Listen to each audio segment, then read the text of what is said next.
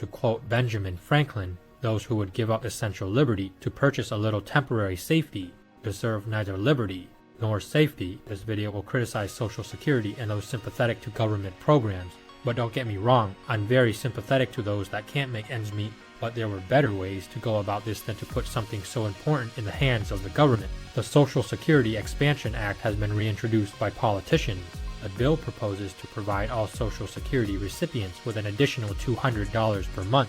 However, the bill contains more than just this proposal. It aims to address the fact that 40% of seniors rely on Social Security for the majority of their income, with 1 out of 7 seniors relying on it for more than 90% of their paycheck. Additionally, half of Americans aged 55 and older have no retirement savings, and the average Social Security benefit is about $1,700 per month. While some consider this bill a brilliant solution, others view it as a complete disaster. With the boomer generation gnawing at the teat of Big Brother, it only solidifies the power of those that will further bankrupt America by promising more money. Congresswoman Hoyle believes that every American should retire with respect and security, which is why she co-leads the Social Security Expansion Act.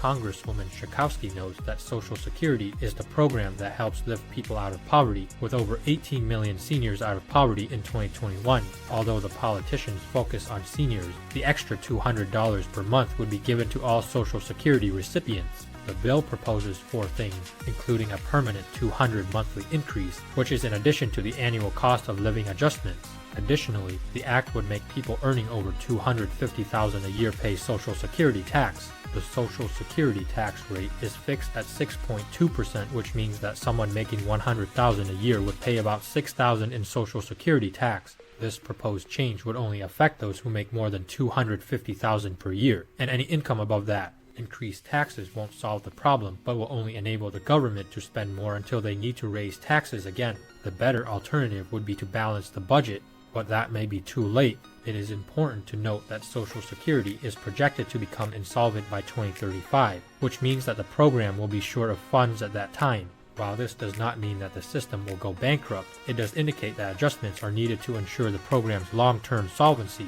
This means that any income earned above $250,000 would potentially result in a total tax rate as high as 66%. Even that may not be enough to fund Social Security. According to the Social Security Administration, scheduled benefits may have to be reduced to 75% for all recipients due to a lack of funds, resulting in a 25% pay cut for everyone.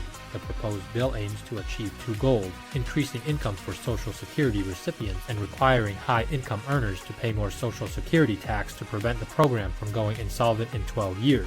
Senator Warren believes that if this bill passes, the Social Security program will remain solvent until 2096, which is 73 more years. Rich people own assets, and inflation increases the value of those assets, causing the wealth gap to widen. This inflation problem is caused by the Federal Reserve and politicians who printed trillions of dollars, intentionally or not. As a result, Social Security recipients are financially strained because of the government mismanaging the economy and the budget. They now want to tax those who have succeeded to subsidize their mistakes, even though those mistakes were never supposed to have been made. Had the U.S. followed the Constitution, one of such mistakes is staying off the gold standard, which the website WTF Happened in 1971 shows. Had we stayed on the gold standard, boomers and the rest of America would have no problem making ends meet.